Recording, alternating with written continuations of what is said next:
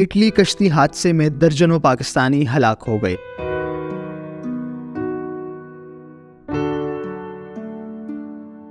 اذان اور شاہد رضا کی موت اور کہانی سننے کے بعد ہر آنکھ اشکبار ہے، ہر طرف سوگ کا سما ہے۔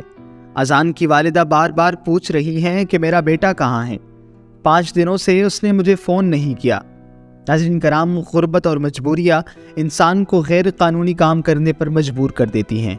ایسے ہی غربت سے مجبور اور لاچار افراد پر مشتمل ایک کشتی 26 فروری کو غیر قانونی طور پر یورپ داخل ہو رہی تھی کہ اٹلی کے ساحل کے قریب اس کو حادثہ پیش آیا، اور یوں کئی زندگیاں ارمان لیے اس جہاں سے چلی گئی۔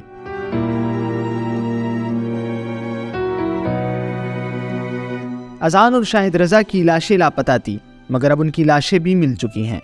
ان دونوں کی افسوس بری کہانی کیا ہے؟ انسانی اسمگلنگ کی اس عمل کو کیا کہتے ہیں؟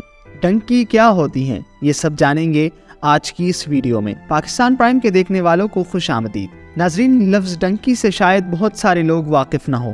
پنجاب کے علاقے گجرات، گجراوالا، منڈی بہاؤالدین، سیالکوٹ اور اطراف کے اضلاع کے لوگ اس لفظ اور اس کے مطلب کو بخوبی جانتے ہوں گے۔ بلوچستان، ایران، ترکی کے راستے پیدل یا کنٹینروں میں بند ہو کر یونان جانے کو ڈنکی کہتے ہیں۔ اس کی تلخ حقیقت سے وہی لوگ واقف ہیں جو آدھے راستے سے واپس آ جاتے ہیں، یا بہت ہی زیادہ خوش قسمت لوگ جو یورپ پہنچنے میں کامیاب ہو جاتے ہیں۔ پنجاب میں نوجوان 9 سے 10 لاکھ روپے انسانی اسمگلروں کو دے کر اپنی موت کا سودا کرنے کا سفر شروع کر دیتے ہیں۔ ان نوجوانوں کو پنجاب سے کراچی یا رحیم یار خان، صادق آباد لایا جاتا ہے۔ یہاں سے ان کے اذیت ناک سفر کی کہانی شروع ہو جاتی ہے۔ بلوچستان میں داخلے کے ساتھ انہیں بند کنٹینروں، ٹرکوں میں سامان کے ذریعے یا بسوں ان کے سائیڈ کے خانوں میں بند کر کے پاک ایران بارڈر پر پہنچایا جاتا ہے۔ بارڈر پر ایجنٹوں کے کارندے ان کی جامع تلاشی لیتے ہیں اور کاغذ نام کی ایک بھی چیز ان کے پاس نہیں رہنے دیتے۔ کرنسی، شناختی کارڈ یا اس کی فوٹو کاپی سمیت کوئی بھی چیز ان کے پاس نہیں رہنے دی جاتی ہے۔ یہی لوگ انہیں بارڈر پار کراتے ہیں، جس کے بعد پیدل یا چھوٹی گاڑیوں کے ذریعے ایران سے ترکی کے بارڈر پر پہنچایا جاتا ہے۔ بھوک پیاس تو کبھی ایرانی فورسز کی نظر میں آنے پر بیشتر لوگ اس سفر میں مارے جاتے ہیں۔ خوش قسمتی سے جو لوگ بچ جائے وہ ترکی پہنچ کر بند کنٹینروں کے ذریعے اگلے بارڈر پر پہنچائے جاتے ہیں۔ یہاں سے ایک اور اذیت ناک کہانی شروع ہوتی ہے۔ بچے ہوئے لوگوں کو ترکی کے علاقے ازمیر سے سمندر میں چھوٹی کشتیوں کے ذریعے آگے جانا ہوتا ہے۔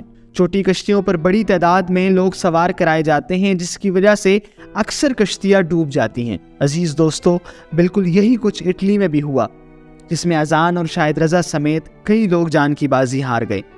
شاہد رضا پاکستان آرمی کی جانب سے فٹ بال کھیلتی تھی۔ ان کا شمار بلوچستان کے فٹ بال کے سب سے سینئر کھلاڑیوں میں ہوتا تھا۔ جسمانی طور پر معذور بیٹا شاہدہ رضا کی سب سے بڑی مجبوری تھی۔ یہ ان کا ارمان تھا کہ ان کا بیٹا اپنے پیروں پر کھڑا ہو جائے اور دوسرے بچوں کی طرح کھیلے کودے۔